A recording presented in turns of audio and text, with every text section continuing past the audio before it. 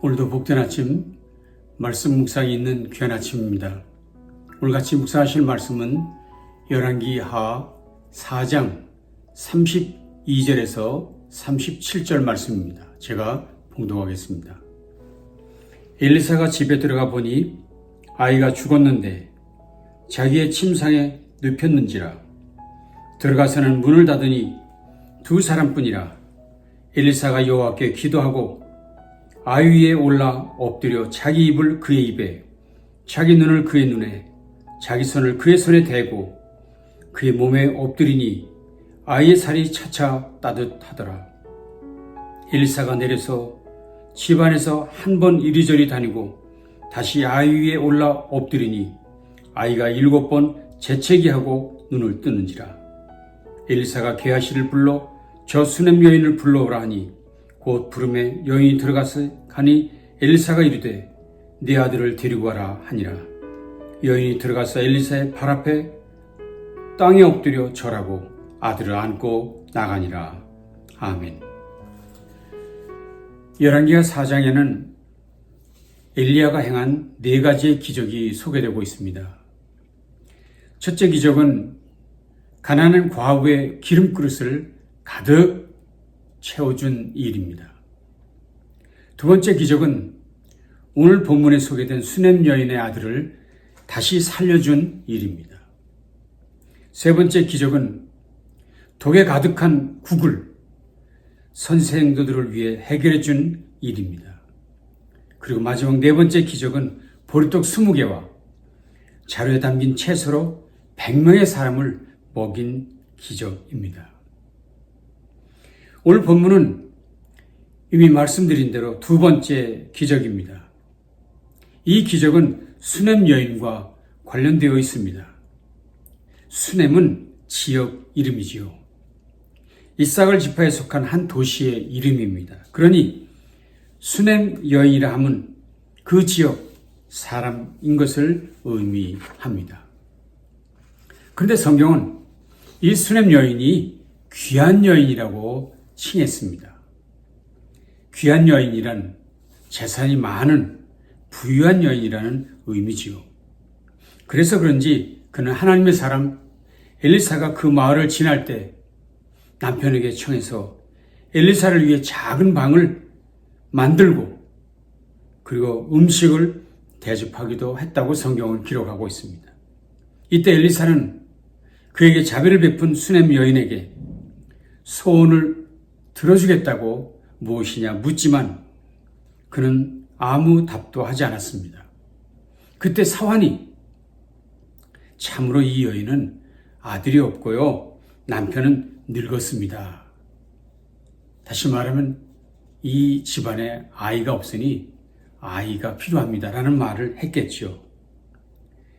엘리사는 여인을 불렀습니다. 그리고는 그 여인에게 1년 후에 아들을 낳을 것이라고 말씀합니다. 그리고 결국 1년 후에 그 가정에 아이가 탄생합니다. 수넴 여인의 가정에 아들을 선물로 주시는 놀라운 일이 일어난 거지요. 말씀드린 대로 남편은 이미 나이 많았고 그래서 자식에 대한 소망을 포기했던 가정이었는데 아들을 얻게 되는 놀라운 기적을 경험했으니 얼마나 큰 축복입니까? 감히 아들을 달라고 요구할 수도 없었는데도 그저 은혜로 큰 선물을 얻게 되었으니 기쁨은 더 컸을 것입니다. 그렇게 은혜로 허락받은 선물이었던 이 아들은 수년 동안 잘 자랐습니다. 그런데 어느 날 그 아이가 추수하러 들판에 나간 아버지를 만나러 갔다가는 거기서 갑자기 두통을 겪게 됩니다. 아버지가 당황해서 이 아이를 시정을 시켜 어머니에게로 보냅니다. 그런데 놀랍게도 안타깝게도 이 아이는 그날 정오 무렵에 어머니의 무릎에서 숨을 거두고 맙니다. 여기 정오 무렵에 이런 일이 벌어졌다고 하는 것을 보면 발병한 지 한나절도 되지 않아서 숨을 거두었다는 것을 알 수 있습니다. 이 아이의 죽음이 그 가정, 특별히 수냄 여인에게 얼마나 큰 고통이었을까요? 수냄 여인은 아들의 죽음을 그냥 순수하게 받아들일 수 없었습니다. 그래서 남편에게 간청합니다. 여보, 나에게 사원 한 명하고 나귀 한 마리를 붙여주세요. 그렇게 해서 엘리사를 찾아가겠다고 얘기한 것이었습니다. 남편이 가로막습니다. 여보, 지금은 초하루도 아니고 안식일도 아닌데 어째서 지금 하나님의 사람을 만나러 가겠다는 것이요? 가지 마시오. 라고 만류합니다. 그러나 여인의 주장을 막을 수 없었습니다. 남편의 만류에도 불구하고 여인은 엘리사가 머물고 있는 갈멜산으로 달려갔습니다. 멀리서 엘리사는 이미 그녀가 오는 것을 보았습니다. 여인은 엘리사를 만나자마자 그의 발을 끌어안았다고 얘기하고 있습니다. 여기 본문에서 발을 끌어안았다라고 말하는 것은 자신을 낮추고 애원하는 마음이 담긴 행동을 얘기하는 것이겠죠. 얼마나 간절했으면 무릎을 꿇고 그리고 그 발을 끌어안았겠습니까?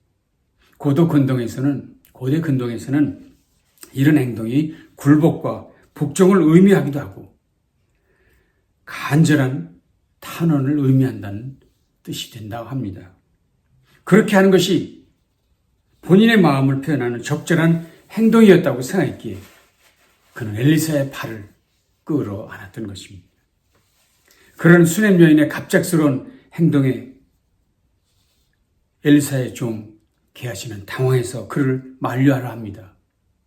엘리사는 그냥 내버려 두라 하지요. 그 여인의 아픈 마음을 엘리사는 공감했기 때문입니다. 물론 엘리사는 그때까지 그녀의 아들이 죽었다는 것은 알지 못했습니다. 그러나 결국 엘리사는 수냄 여인에게 비극적인 일이 닥쳤다는 것을 알아냈고 그리고 그 고통에 공감합니다. 그래서 여인을 떼어놓지 않고 그대로 내버려 두었던 것이죠. 그러자 수냄 여인이 자신의 문제를 엘리사에게 이렇게 쏟아놓습니다. 선지자님, 내가 언제 아들을 달라고 했습니까? 나를 속이지 말라고 내가 얘기하지 않았습니까?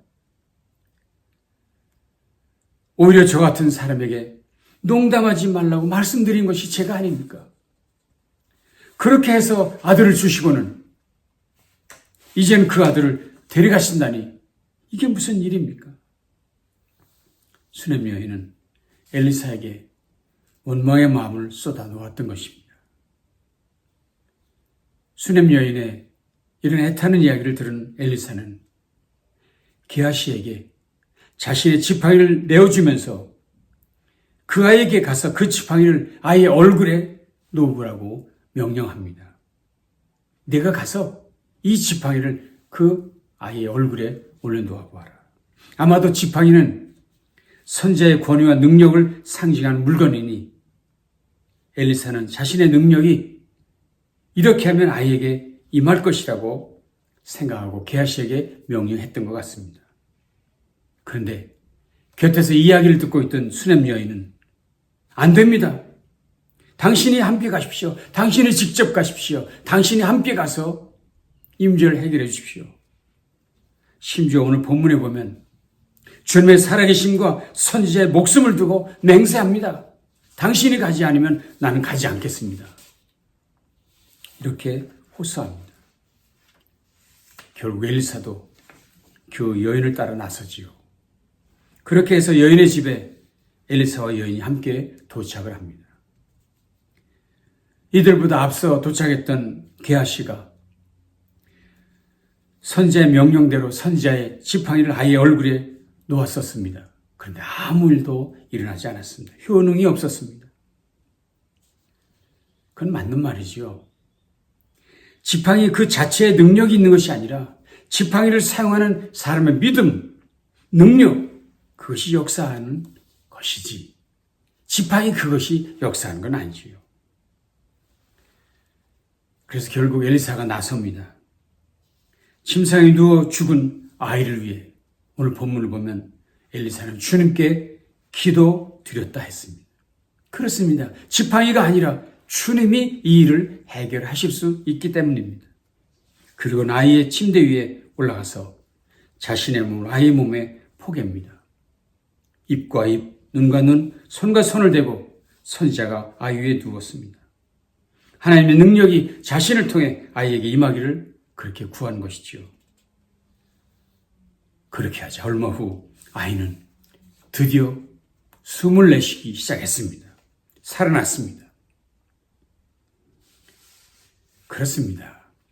사람이 죽고 사는 일은 지팡이가 아니라 하나님이 함께 하실 때, 하나님이 역사하실 때 일어난 일이라는 사실을 이 일은 분명히 우리에게 보여주고 있습니다.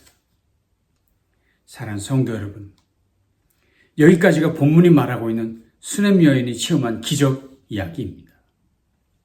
본문을 마무리하면서 저는 한 가지 중요한 사실에 집중하게 되었습니다. 그것은 이제까지 열왕기하를 시작해오면서 발견한 것입니다. 열왕기 앞부분에서 연이어 소개되는 엘리사의 기적 스토리, 바로 그것 때문입니다. 엘리야와 엘리사가 펼치는 기적 이야기는 2장부터 시작해서 8장까지 계속 이어지고 있습니다.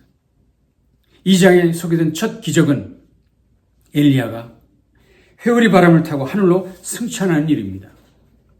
죽음을 보지 않고 불수레와 불말을 앞서고 하늘로 올라가는 일이지요.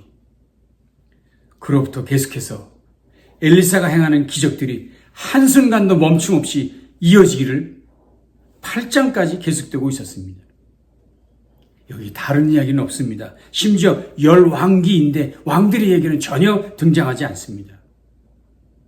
아니, 10왕기라고 했으면 왕들의 이야기를 기록해야 되지 않겠습니까? 그런데 왕들의 이야기는 2장부터 8장까지는 전혀 나오지 않습니다. 일이 너무 이상하다고 생각되지 않으십니까? 말씀드린 대로 열왕기는 분명 왕들의 이야기인데 왕들은 어디 가고 선지자들의 이야기, 그것도 엘리야와 엘리사의 기적들만을 이렇게 길게 소개하는가? 저는 이 부분에 집중하게 되었습니다. 분명 저자가 무엇인가를 강조하려는 것이다. 의도가 있다. 그렇습니다. 그 의도가 뭘까요? 그것은 왕들과 선지자들을 대조하려는 것. 다시 말하면 왕들이 보여준 하나님 없는 자의 전형적인 모습은 불순종, 불신앙, 그것과 그리고 하나님만 의지하는 하나님의 사람들, 이 두 부류를 대조하려는 것. 이것이 오늘 열왕기서의 저자의 의도라는 것을 깨닫습니다. 불의가 가득한 세상 한가운데 살아 역사하는 하나님의 능력을 증거하는 분명한 사건들이 있다는 것, 그런 기적들을 통해 전능하신 하나님을 확실하게 보여줄 수 있다는 것, 이걸 강조하기 위해서 2장부터 8장까지 기적 스토리를 연이어 게재하고 있었습니다. 그렇습니다. 세상이 악할수록, 세태가 악할수록, 세상 종말의 징조들이 온 땅에 가득할수록 하나님의 살아계심은 더욱 높이 드러날 수 있습니다. 하나님의 능력을 더욱 선명하게 드러난다는 사실을 이 본문을 강조하고 있습니다. 더욱이 오늘 본문에 소개되는 여인의 이야기를 보십시오.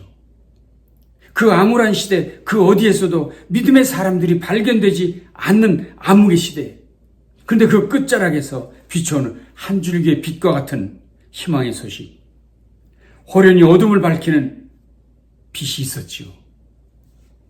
그 이름도 성경은 밝히고 있지 않지만 한 여인을 통해 어떤 일이 벌어지는지, 하나님의 기적은 여전히 일어난다는 사실을 보여준 사건이 바로 이 수넴 여인의 이야기, 그녀의 믿음에 관한 이야기였습니다. 수넴 여인은 불가능한 가운데 아들을 얻는 기적을 맛본 여인입니다. 사실 그때 수넴 여인의 역할은 매우 수동적이었습니다. 아무것도 한 일이 없습니다. 수넴 여인의 의지와 상관없이 하나님께서 선자를 통해 일방적으로 그 가정에 은총의 선물을 주셨습니다. 그녀가 한 일은 선지자를 대접한 것뿐이지요. 그가 구한 것이 없었습니다. 그런데도 그에게 놀라운 기적, 아들을 얻는 기적을 주셨습니다. 저는 이것이 은혜의 본질이 무엇인지를 보여준 일이라고 생각됩니다.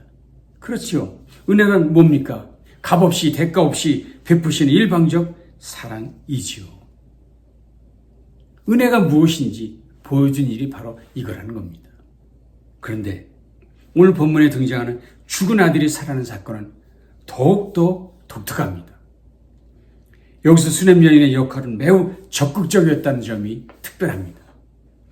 죽은 아들을 뒤로 하고 엘리사를 향해 달려가는 모습, 게하시와 지팡이만 보내겠다는 엘리사에게 선지자 당신이 가지 않으면 나는 떠날 수 없겠다고 말하는 그의 끈질긴 행동. 그래서 선지자도 여인을 따라가는 모습에서 우리는 또 다른 믿음의 모습을 발견합니다. 하나님의 능력을 향한 적극적인 수넴 여인의 모습을 발견할 수 있다는 것입니다. 수넴 여인이 그렇게까지 담대하게 적극적으로 끈질기게 행동할 수 있었던 이유는 무엇일까요? 어떻게 그가 그렇게 할 수 있었을까요? 그것은 하나님을 향한 분명하고도 간절한 그의 믿음이 있었기 때문입니다. 처음 선지자를 만나서 그를 대접할 때도 그의 믿음은 분명했었습니다. 4장입니다. 여인이 그의 남편에게 이르되 항상 우리를 지나가는 이 사람은 하나님의 거룩한 사람인 줄 내가 아노니. 하나님의 거룩한 사람인 줄 내가 아노니. 이분은 하나님의 사람입니다. 이분을 통해서 하나님이 역사하십니다. 그러니 우리가 그를 대접해야 합니다. 라고 했다는 것입니다. 그래서 이 아들이, 내 아들이 이렇게 죽었지만, 그래서 이 가정에 극심한 위기가 닥쳤지만, 이 문제의 해결은 오직 하나님의 사람, 엘리사가 있는 갈멜산에 있다는 것을 믿고 그는 그렇게 달려갔다는 것입니다. 여러분, 지난주에 묵상하셨던 아하시아 임금은 어땠습니까? 그가 타락해서 낙상해서 심한 상처를 입었습니다. 그러나 그 심한 상처 입었을 때 그 문제를 해결하기 위해서 했던 일은 뭡니까? 바알세북, 바리 대왕을 찾아간 것이었습니다. 그런데 너무 대조적이지 않습니까? 이 여인은, 이름도 알려지지 않은 이 여인, 수넴성의 한 여인은 죽음의 문제를 해결하기 위해 하나님을 찾아갔습니다. 왜 그가 하나님의 사람을 찾아갔겠습니까? 하나님의 선지자를 통해 하나님께서 죽은 아들을 살려주실 수 있다는 확신을 그는 가졌기 때문이었습니다. 결국 이 여인이 가졌던 그 믿음이 소망을 갖게 했습니다. 그리고 그 소망은 담대함과 용기를 주었습니다. 결국 믿음을 통해서 절망을 희망으로, 죽음을 생명으로 변화시킨 놀라운 기적을 경험했던 것입니다. 그렇습니다. 우리가 겪는 현실의 절망, 비극, 슬픔, 이 모든 것들을 돌파하는 것은 오직 믿음, 오직 전능하신 하나님께 대한 믿음만이 이것을 가능케 하는 줄로 믿습니다. 그 믿음이 소망을 줍니다. 그 믿음이 용기와 담대함을 줍니다. 그리고 그 믿음이 기적을 이루어내는 줄로 믿습니다. 전능하신 하나님께 대한 믿음만이 우리를 둘러싼 현실의 절망과 슬픔과 아픔을 돌파하는 능력이 되는 줄로 믿습니다. 오늘도 그 믿음의 능력을 경험하고 기적을 일상화하시는 복된 성도들 우리 모두 되시기로 결단하십시다. 기도하겠습니다. 주님, 오늘도 우리의 절망과 슬픔과 좌절을 돌파할 수 있는 힘이 오직 하나님에게서만 온다는 사실을 깨닫게 하시면 감사합니다. 그 믿음으로 이 약한 세상 속에서, 이 험악한 세상 속에서 승리하는 우리 모든 성도들 되어지게 해주옵소서. 예수님 귀하신 이름으로 간절히 축복하며 기도합니다. 아멘. 남날도 주님과 함께 승리하시기 바랍니다.